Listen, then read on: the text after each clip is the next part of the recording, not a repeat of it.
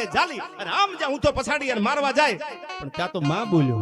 માં ભગત બાપુએ કીધું છે કે માડી તારા કાળજડા મસરૂથી આવશે પૂણા, પણ ગમે એમ તો માં છે ને,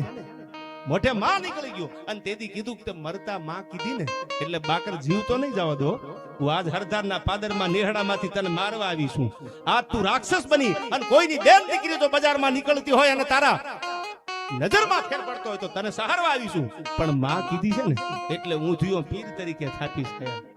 હું થયો પીર તરીકે થાપીશ, બાકી મારીને પાછી વળું, આ ધાનાની જીવણી એમનામ પાછી ન વળે અને હું તો પછાડી અને હરદારના સુબા અને બાકર શેખને મારી નાખ્યો ને આજ પણ તમે મંદિરે જાઓ એટલે ઊંધિયા પીરનું એક મંદિર છે, હજી ઊંધું માથું ચડ્યું હોય તો એક લોકવાયક એવી છે કે ગાંઠિયાની માનતા કરો તો માથું ઉતરી જાય અને પછી બધા ચારણો નેહડેમાંથી ભેળા થયા, માં આવ્યા ખબર પડી કે આઈને તો સત ચડ્યું છે અને બાકર શેખનો સહાર કર્યો છે અને પછી કીધું કે માં હવે નેહડે પાછી આવી, હવે મારાથી ન હવે શું કામ, હવે સાંભળજો આ કડી બહુ જૂનું આ ગીત છે કે એવી